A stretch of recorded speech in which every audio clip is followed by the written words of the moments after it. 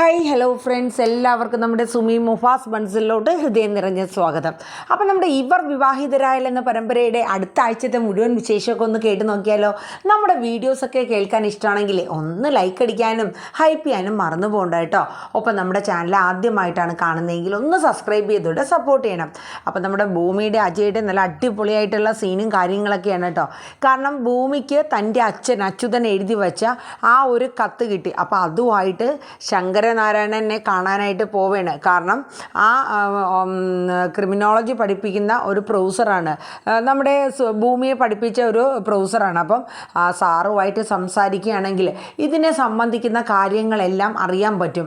അങ്ങനെ നമ്മുടെ ഭൂമി അങ്ങോട്ടേക്ക് പോവുകയാണ് കേട്ടോ. അപ്പോൾ അവിടെ പോകുമ്പോഴത്തേക്ക് ഭൂമി അവിടെ ചെന്ന് ഒരു സ്ഥലത്ത് റൂമൊക്കെ എടുത്തിട്ടാണ് സാറിനെ കാണുന്നത്. കാരണം 10 മണിക്ക് കാണാൻ പറ്റത്തുള്ളൂ. അങ്ങനെ ഭൂമി തലേ ദിവസം ഇവിടുന്ന് യാത്ര തിരിച്ച് സാറിനെ കാണാനായിട്ടുള്ള കാര്യങ്ങളൊക്കെ സെറ്റ് ചെയ്യണം. അപ്പം പോകുന്ന സമയത്തെല്ലാം ഭൂമിക്ക് തൻ്റെ തൊട്ട് പിന്നാലെ ആരോ തന്നെ ഫോളോ, നമുക്കിപ്പോൾ ഒരാൾ നമ്മൾ മുന്നോട്ട് പോകുമ്പോൾ നമ്മുടെ പിന്നാലെ ഒരാൾ നമ്മളെ ഫോളോ ചെയ്യണമെന്ന് അറിയുമ്പോൾ നമുക്കൊരു ബുദ്ധിമുട്ട് നമുക്ക് അറിയാനും പറ്റുമല്ലോ. അപ്പം ഭൂമിക്ക് അപ്പം തൊട്ടേ തോന്നുകയാണ് ആരോ തന്നെ ഫോളോ ചെയ്യുന്നുണ്ട് എന്നുള്ളൊരു തോന്നൽ. ഭൂമി അതൊന്നും കാര്യമാക്കില്ല. ഭൂമിയുടെ മനസ്സിൽ ഒരേ ഒരു ചിന്ത, എൻ്റെ അമ്മ എത്രയും വേഗം പുറത്തിറക്കുക, അത് മാത്രമേ ഉണ്ടായിരുന്നുള്ളൂ ഭൂമിയുടെ മനസ്സിൽ. ഇനി എന്ത് വന്നിരുന്നാലും താൻ ഇതിൽ നിന്നും പിന്മാറുന്ന പരിപാടിയില്ല. കാരണം ഭൂമിയെ സംബന്ധിച്ച് അങ്ങനെ ഈ ചീള് കേസൊക്കെ ഒന്നും ഭൂമി പേടിച്ച് പിന്മാറുന്ന ഒരു പെൺകുട്ടിയല്ല ഭൂമി. എല്ലാ ആത്മധൈര്യവും ഒക്കെ ഉള്ളൊരു പെൺകുട്ടി തന്നെയാണ് ഭൂമി. അവൾ അങ്ങനെ തന്നെയാണ് അച്യുതനും അംബികയും വളർത്തിയെടുത്തത്. അങ്ങനെ ഭൂമി ആ ഒരു ഇതിൽ ശങ്കരനാരായണൻ സാറിനെ കാണാനായിട്ട് പോവുകയും ആ റൂമിലെത്തേണ്. ഭൂമിക്ക് മനസ്സിലായി തൻ്റെ തൊട്ടു പിന്നാലെ തന്നെ ആളുണ്ട് എന്നുള്ളത്. അപ്പോൾ അജയ് സാറിന് എന്തായാലും ഈ കത്ത് കാണിക്കാൻ പറ്റില്ല. പിന്നെ ശങ്കരനാരായണൻ സാറുമായിട്ട് സംസാരിക്കുമ്പോൾ പോസ്റ്റ്മോർട്ടം റിപ്പോർട്ടും അതുപോലെ തന്നെ മറ്റേ ആ ഫിംഗർ പ്രിൻറ്റ് സംബന്ധിച്ചുള്ള കാര്യങ്ങളൊക്കെ കുറച്ച് കാര്യങ്ങളൊക്കെ നമ്മുടെ പോലീസിലെ വനിതാ പോലീസും ബാബു കോൺസ്റ്റബിളും ഒക്കെ വെച്ചിട്ട് ഭൂമി കുറച്ച് കാര്യങ്ങളൊക്കെ നോട്ട് ചെയ്തിട്ടുണ്ടായിരുന്നു. കാരണം അത് കിട്ടിയില്ലല്ലോ, അതിൻ്റെ കോപ്പി എടുക്കാനും പറ്റില്ല, അജയ് സമ്മതിച്ചില്ലല്ലോ. അപ്പം ആ വിശദാംശങ്ങളെല്ലാം വെച്ച് സാറുമായിട്ടൊന്ന് ഡിസ്കസ് ചെയ്യുക, അതായിരുന്നു ഭൂമിയുടെ ലക്ഷ്യം. അങ്ങനെ ഭൂമി അന്നേ ദിവസം വെയിറ്റ് ചെയ്യണം. 10 മണിയായിട്ടേ സാറിനെ കാണാൻ പറ്റുള്ളൂ. ഈ സമയം നമ്മുടെ കമാൽ നമ്മുടെ ഭവാനി പറഞ്ഞതനുസരിച്ചിട്ട് ഭൂമിയെ ഫോളോ ചെയ്ത് വരെയാണ്. അപ്പോൾ കമാലിന് മനസ്സിലായി ഇവൾ ആരും കാണാനായിട്ടൊക്കെ ഇവിടെ വെയിറ്റ് ചെയ്യണം എന്നുള്ളത്. അങ്ങനെ കമാൽ എന്ത് ചെയ്തു, ഭൂമി എടുത്ത റൂമിൻ്റെ തൊട്ടടുത്ത റൂം തന്നെ കമാലും എടുക്കുകയാണ്.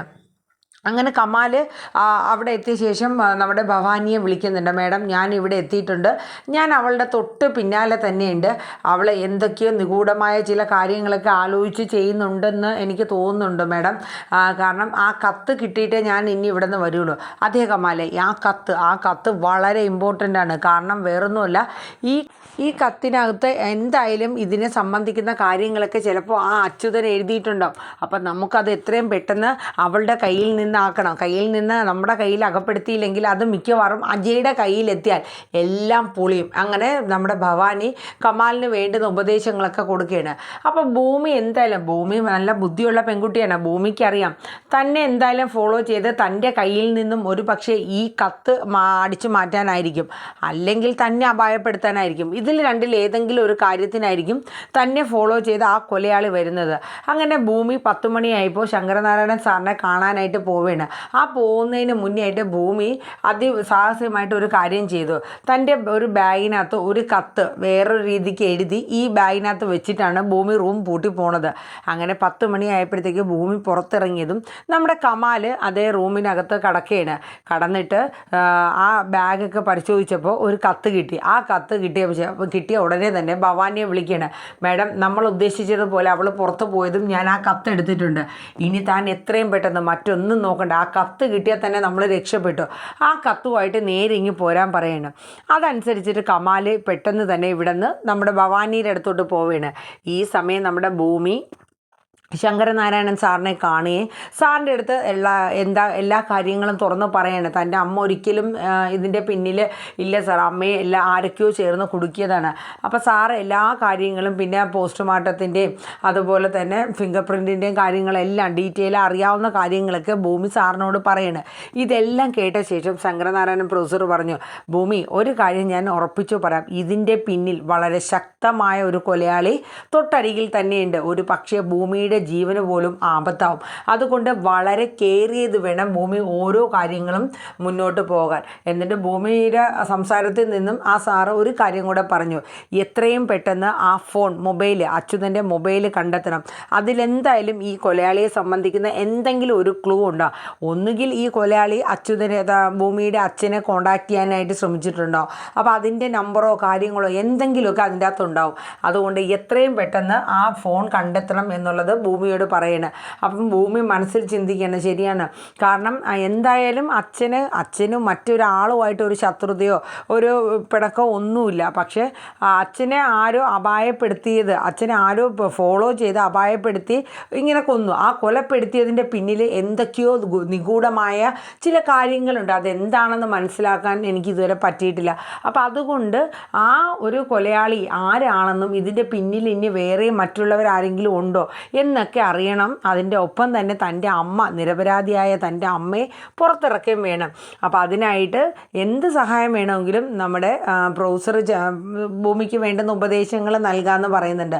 അതോടൊപ്പം തന്നെ ആ ശങ്കരനാരായണൻ പ്രൊഫസർക്ക് അറിയാം ഭൂമിക്ക് തൻ്റെ അച്ഛനും അമ്മയും എത്ര സ്നേഹമുള്ളതാണെന്നും തൻ്റെ അച്ഛനോടുള്ള സ്നേഹം ഭൂമിയുടേത് എത്ര വലുതാണെന്നൊക്കെ അദ്ദേഹത്തിന് അറിയാവുന്നതാണ്. അങ്ങനെ അദ്ദേഹം ഭൂമിയെ സമാധാനിപ്പിക്കുന്നുണ്ട്. ഭൂമിക്ക് സഹിക്കാനാവുന്നില്ല. കാരണം തൻ്റെ ജീവിതത്തിൽ തൻ്റെ അച്ഛനും അമ്മയും ഇല്ലാത്തൊരവസ്ഥ ഒരിക്കലും ചിന്തിച്ചിട്ട് കൂടിയില്ല ഭൂമി. ഇപ്പോൾ ആരും ഇല്ലാണ്ട്, അച്ഛനും ഇല്ല, അമ്മ ജയിലിനകത്തും, എല്ലാം നഷ്ടപ്പെട്ടവളെ പോലെ ഭൂമി നിൽക്കുകയാണ്. അപ്പോൾ എന്തായാലും ഇതിനൊരു പോംവഴി നമുക്ക് കണ്ടെത്താം. എത്രയും വേഗം ആ മൊബൈൽ കണ്ടെത്താനായിട്ട് ഭൂമിയോട് പറയണം. അങ്ങനെ തിരിച്ച് ഭൂമി റൂമിലോട്ട് എത്തിയാണ്. ഭൂമി റൂമിൽ എത്തിയ പാടെ തന്നെ ആദ്യം നോക്കുന്നത് ആ കത്താണ്.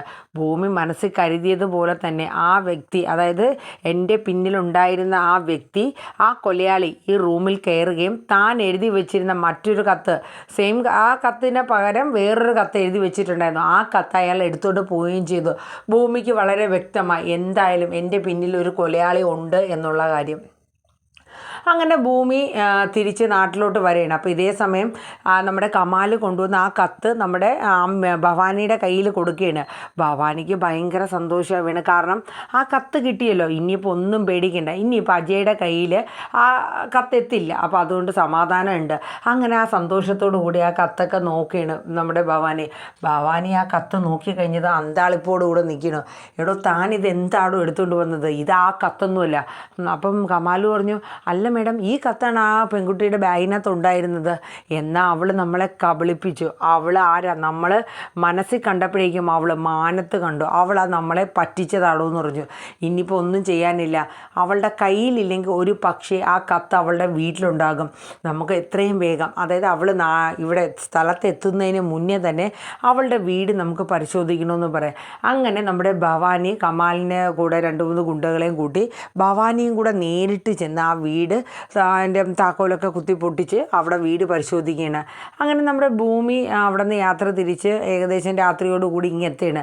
അങ്ങനെ വീട് എത്താറായപ്പോഴേക്കും ഭൂമി നോക്കുമ്പോൾ വീട്ടിൽ പതിവില്ല, ഭൂമി എല്ലാം പൂട്ടി ലൈറ്റൊക്കെ ഓഫ് ചെയ്തിട്ട് പോയതാണ്. പക്ഷേ എല്ലാ ലൈറ്റും തെളിഞ്ഞ് കിടക്കുകയാണ്.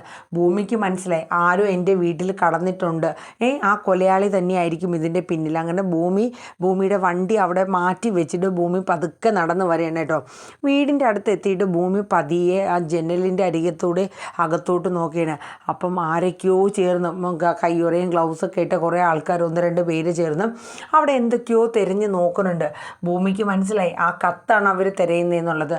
അങ്ങനെ ഭൂമി നോക്കുന്നതിൻ്റെ ഇടയിൽ അപ്രതീക്ഷിതമായിട്ടാണ് ഭവാനിയുടെ മുഖം കാണുന്നത്. ഭൂമി പെട്ടെന്ന് ഞെട്ടിപ്പോയി. അല്ല, ഈ മേഡം എന്തിനാണ് ഇവിടെ വന്നത്? ഈ മേഡത്തിന് ഇതിൻ്റെ പിന്നിൽ എന്തെങ്കിലും ഉണ്ടോ? അപ്പം ഭൂമിക്കൊന്നും മനസ്സിലാവണല്ലോ കേട്ടോ. അപ്പം ഇവരുടെ കൈകൾ ഇതിൻ്റെ അകത്തുണ്ട്. അപ്പം ഇത് ആരാ, ഇതിൻ്റെ പിന്നിൽ എന്താ, ഭൂമിക്കൊന്നും മനസ്സിലാവണില്ല. ഭൂമി ഒരൊച്ച പോലും എടുക്കാണ്ട് അവിടെ നിന്ന് പതിയെ നേരെ വണ്ടിയുടെ അടുത്തോട്ട് വരികയാണ് കേട്ടോ. എന്നിട്ട് ആ വണ്ടി സ്റ്റാർട്ട് ചെയ്ത് പതുക്കെ അവിടെ നിന്ന് പോവുകയാണ്. ഈ വണ്ടി സ്റ്റാർട്ട് ചെയ്യണതും അവർ കാണുകയാണ്. ആര്, നമ്മുടെ കമാലും ഭവാനിയൊക്കെ കാണേന് ഭൂമി ഇവിടെ വന്നു എന്നും നമ്മളെ കണ്ട് മനസ്സിലാക്കി അവൾ തിരിച്ചു പോവുകയാണെന്നും മനസ്സിലായി. അപ്പോൾ ഭവാനി പറഞ്ഞു, കമാലെ, ഇനി ഒരു നിമിഷം കളയാനില്ല. അവൾ അജയുടെ അടുത്തെത്തുന്നതിന് മുന്നേ തന്നെ അവളെ നമ്മുടെ കയ്യിൽ കിട്ടണം, അവളെ കൊന്നിരിക്കണം, ഇല്ലെങ്കിൽ നമ്മുടെ ജീവിതം അപകടത്തിലാവുമെന്ന് ഭവാനി നിർദ്ദേശം കൊടുക്കണം. കമാൽ അത്രയും പെട്ടെന്ന് തന്നെ ഭൂമിയെ പിടിക്കാനായിട്ട് നോക്കുകയാണ്. അപ്പം ഭൂമി പോകുന്നതിനിടയിൽ തന്നെ, വണ്ടി ഓടിക്കുന്നതിൻ്റെ ഇടയിൽ തന്നെ നമ്മുടെ അജയ് വിളിക്കുന്നുണ്ട്, സാർ എനിക്ക് എത്രയും വേഗം സാറിനെ കാണണം, കാരണം എനിക്ക് ഈ കത്ത് സാറിനെ കയ്യിൽ ഏൽപ്പിക്കണം. എടോ താൻ അതോർത്ത് ടെൻഷൻ ആവണ്ട, ഞാൻ മേടിച്ചോളാം. അല്ല അജയ് സാർ, എന്നെ ആരോ ഫോളോ ചെയ്യുന്നുണ്ട്. എനിക്കൊരു പക്ഷേ ഈ കത്ത് സാറിന് എത്തിക്കാൻ പറ്റുമെന്ന് പോലും അറിയില്ല. അവരെന്നെ അതിന് മുന്നേ തന്നെ പിടിച്ച് കൊല്ലാൻ സാധ്യതയുണ്ട്. അപ്പോൾ ഭൂമിയുടെ ആ സംസാരത്തിൽ നിന്ന് അജയ്ക്ക് മനസ്സിലാവുകയാണ് ഭൂമിക്ക് എന്തോ അപകടം സംഭവിച്ചിട്ടുണ്ടെന്ന്. അങ്ങനെ റൂട്ടും കാര്യങ്ങളൊക്കെ പറഞ്ഞു കൊടുക്കണം. അങ്ങനെ അജയ് എത്രയും വേഗം പാഞ്ഞ് വരെയാണ് കേട്ടോ ഭൂമിയുടെ അടുത്ത്. അപ്പോൾ കമാലും അതനുസരിച്ച് വരെയാണ്.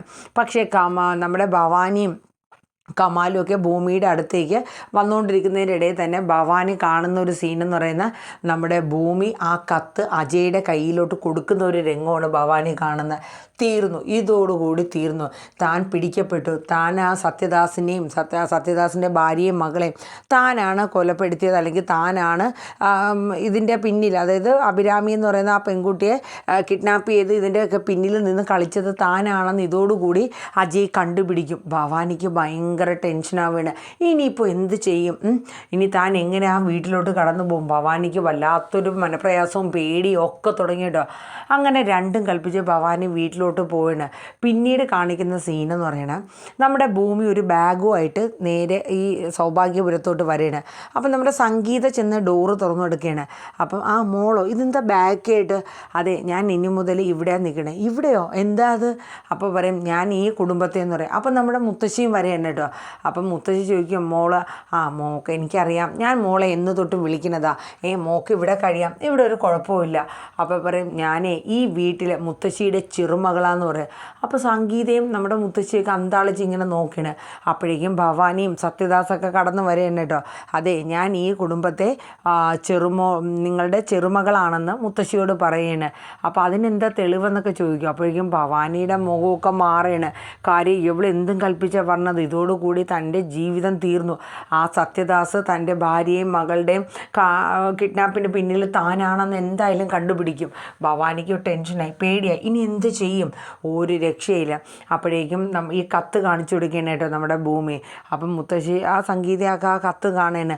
അപ്പോൾ അതിൽ പറയുന്നുണ്ട് അച്യുതൻ, അതായത് ഇങ്ങനെ സത്യദാസിൻ്റെ മകളാണ്, അഭിരാമിയായ മകളാണ് ഭൂമി എന്നും ഇത്രയും നാൾ താനാണ് വളർത്തിയെന്നൊക്കെയുള്ള ആ സത്യം ആ കത്തിൽ എഴുതിയിട്ടുണ്ടെന്ന്. അതൊക്കെ ഇങ്ങനെ കേൾക്കണത് നമ്മുടെ ഭവാനിക്ക് ഭയങ്കര ടെൻഷനാവുകയാണ്. ഭവാനി പറയും ഇങ്ങനെ ഒരു കത്തും കൊണ്ട് നീ ഒരു വലിയ കുടുംബത്ത് വന്നാൽ നിന്നെ ഞങ്ങൾ വിശ്വസിക്കുന്നു കരുതിയോ? അപ്പം ഭൂമി പറഞ്ഞു അതെ, നിങ്ങളിങ്ങനെ പറയും എന്നുള്ളത് എനിക്കറിയാം.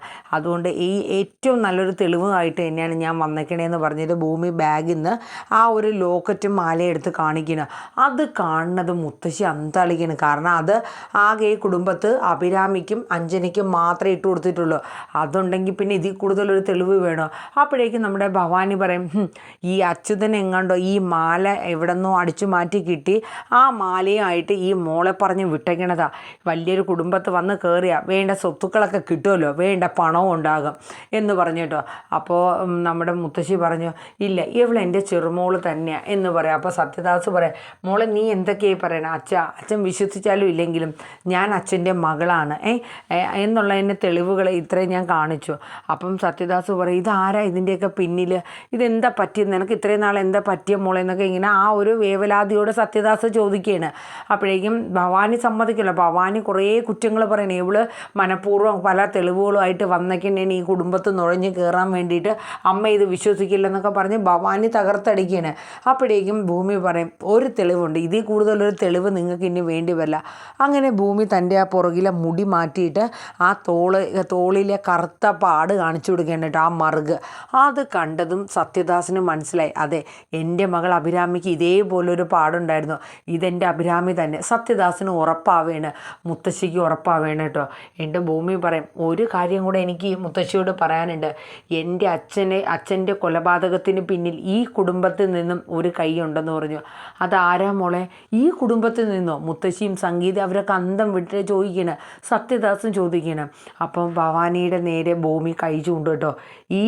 ഈ സ്ത്രീയാണ് എൻ്റെ അച്ഛനെ കൊലപ്പെടുത്തിയെന്ന് പറയും. അതോടുകൂടി എല്ലാവരും ഞെട്ടി ഭയങ്കര ഷോക്കായി പോവാൻ കേട്ടോ. കാരണം ഭൂമി എല്ലാ തെളിവുകളും കാണിച്ച് നിരത്തുകയാണ്. പക്ഷേ ഈ സംഭവം ഇതൊക്കെ നമ്മുടെ ഭവാനി ഇങ്ങനെ ഭൂമി അവിടെ നിന്ന് പോയി ആ കത്ത് അജയ്ക്ക് കൊടുക്കുമല്ലോ, ആ സമയത്ത് ഭവാനി ഓർക്കുന്ന സ്വപ്നമാണ് കേട്ടോ ഇത്. അല്ലാണ്ട് റിയൽ അല്ല, റിയൽ ആവാൻ സാധ്യതയില്ല. അങ്ങനെ ഒറ്റയടിക്ക് വരലല്ലോ, കാരണം കത്ത് അവിടെ അജയുടെ കൊടുക്കുകയാണല്ലോ. ഒറ്റയടിക്ക് വന്നാൽ പിന്നെ ആ ഒരു സീരിയലിന് അതിൻ്റെ ഒരു ഇത് കിട്ടില്ലല്ലോ. അപ്പോൾ അങ്ങനെ ഇതെല്ലാം ഭവാനി പേടിക്കുന്ന ഒരു സ്വപ്നത്തോട് കൂടിയാണ് കാണിക്കാൻ ചാൻസ് കൂടുതലും. അപ്പോൾ എന്തായാലും നമ്മുടെ ഈ നെക്സ്റ്റ് വീക്ക് പ്രൊമോ ഇവർ വിവാഹിതരായാൽ നിങ്ങൾക്ക് എല്ലാവർക്കും ഇഷ്ടപ്പെട്ട് കാണുമെന്ന് കരുതുന്നു. ഇഷ്ടപ്പെട്ടാൽ ലൈക്ക് ചെയ്യാനും ഹൈപ്പ് ചെയ്യാനും മറക്കണ്ട. ഒപ്പം എല്ലാവർക്കും നല്ല ശുഭദിനം പറഞ്ഞുകൊണ്ട് തന്നെ നമ്മുടെ നെക്സ്റ്റ് വീക്ക് പ്രൊമോ ഇവർ വിവാഹിതരായാൽ എന്ന പരമ്പര ഇവിടെ വൈൻഡപ്പ് ചെയ്യാണ്. അപ്പോൾ എല്ലാവർക്കും tata bye bye, take care, thank you.